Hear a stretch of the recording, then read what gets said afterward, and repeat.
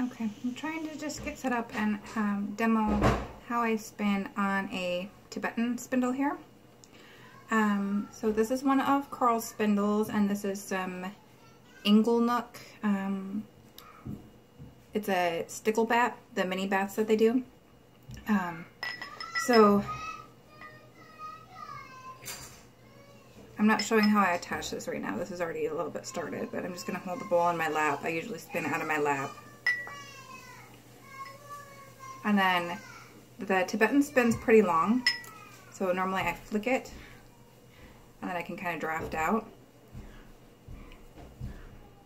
And if it starts getting a little too fast or too long of a spin, then I'll just kind of clamp down with these back fingers and stop it.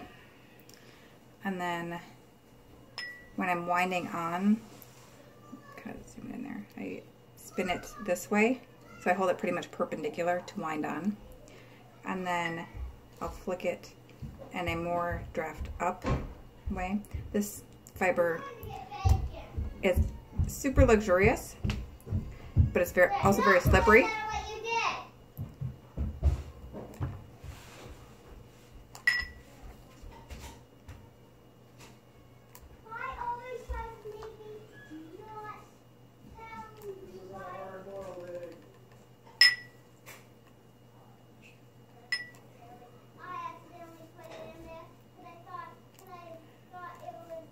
So when I stop it and then draft out, that's considered park and draft, which is totally acceptable for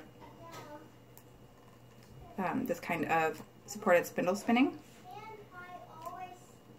You still end up going really quickly this way.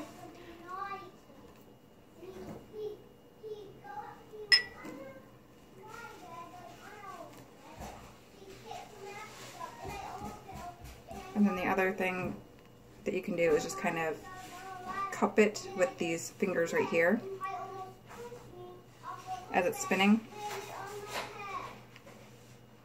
and then draft out. Kind of see draft out while it's spinning that way. It's hard to get both on the screen at the same time. So I'm holding it probably at maybe like a 30 to not quite 45-degree angle as I'm going out here. And whether I'm actually doing a park and draft or just drafting while it spins is really depending on whether the fiber is slipping out of my fingers or not. If I need to secure it with the front. See, it's wanting to get really super thin here and just slip apart. I think it's because it's such a high silk and glitz content, and both of those tend to just slip past each other. But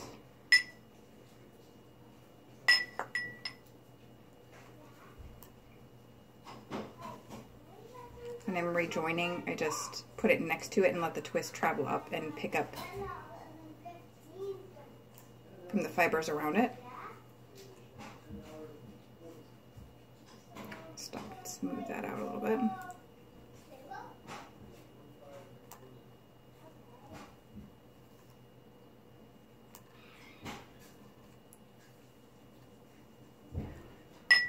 So that's how I spin on the Tibetan.